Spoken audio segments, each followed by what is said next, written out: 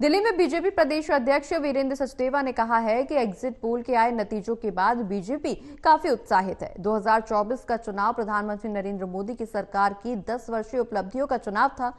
पूरे देश ने एक मत से फिर से मोदी सरकार को चुना है। वीरेंद्र सचदेवा ने आगे ये भी कहा कि भ्रष्टाचारियों के इंडी गठबंधन को दिल्ली और देशवासियों ने नकार दिया है। एग्जिट पोल 4 जून को नतीजों में तब्दील दिखाई देगा। हमारे संवाददाता प्रणय शर्मा ने वीरेंद्र सचदेवा से खास बातचीत की है। संपन्न हो चुके हैं और देश में सामने आए एग्जिट पोल इस बात के संकेत दे रहे हैं कि एक बार फिर से प्रधानमंत्री नरेंद्र मोदी देश के प्रधानमंत्री बनने जा रहे हैं। इस पर ज्यादा बातचीत के लिए हमारे साथ बीजेपी के प्रदेश अध्यक्ष वीरेंद्र सचदेवा मौजूद हैं। वीरेंद्र जी, किस तरीके से देखते हैं आप एग्जिट पोल में एक बार फिर से बीजेपी अपने दम पर 300 से ज्यादा सीटें पाती हुई नजर आ रही है? देखिए, जो एग्जिट पोल आए उसका हम सम्मान करते हैं। परिणाम परसों आएंगे, लेकिन निस्संदेह पहले दिन से माननीय मोदी जी के नेतृत्व में 400 पार का जो नारा दिया था, सारे कार्यकर्ता उस पर काम कर रहे थे और इस बात में कुछ संदेह नहीं है कि माननीय मोदी जी तीसरी बार प्रधानमंत्री बनेंगे और एनडीए 400 पार जाएगा और भारत विकसित भारत बनने की दिशा में आगे बढ़े। अब वो काम प्रारंभ होगा।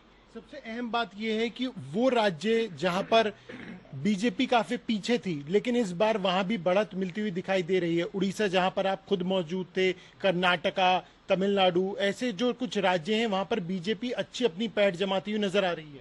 सिर्फ एक कारण है, माननीय प्रधानमंत्री जी का काम और उनका नाम।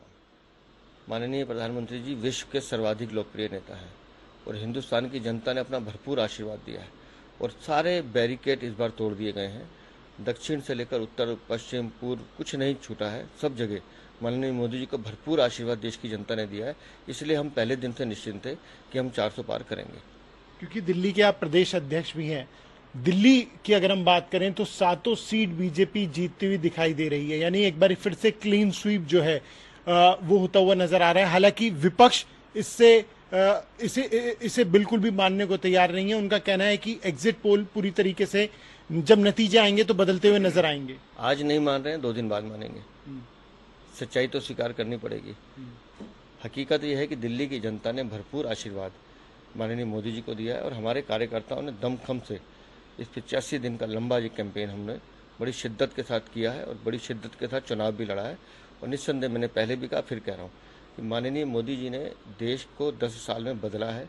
दिल्ली में भी परिवर्तन देखा गया है केंद्र सरकार के कामों का और मुझे यकीन है कि हम 7 सीटें ही जीतने जा रहे हैं और साथ साथ माननीय मोदी जी जब तीसरी बार प्रधानमंत्री बनेंगे, दिल्ली में और सर्वांगीण विकास हो, उस दिशा में हम काम करेंगे। एक आखिरी सवाल ये कि अरविंद केजरीवाल आज आत्मसमर्पण करने जा रहे हैं, उससे पहले वो महात्मा गांधी बापू की समाधि पर भी जाएंगे, वो हनुमान जी के दर्शन के लिए भी मंदिर पहुंचेंगे।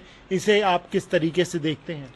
पहली बात तो अरविंद केजरीवाल समर्पण माननीय न्यायालय के निर्देश पे कर रहे हैं। शराब नीति में जो उन्होंने चोरी और घोटाला किया है उसके लिए वो आरोपित हैं। और जहां तक महात्मा गांधी की समाधि की बात है, जिस महात्मा गांधी की बापू की फोटो उन्होंने अपने कार्यालय से हटवा दी, तो अब समाधि पे जाके वो क्या दिखाना चाहते हैं कि पूरे दिन एक सर्कस चलेगी। जैसे हिंदुस्तान में अलग शहरों में सर्कस होती है, दिल्ली में चलेगी और लोग उस सर्कस का आनंद लेंगे।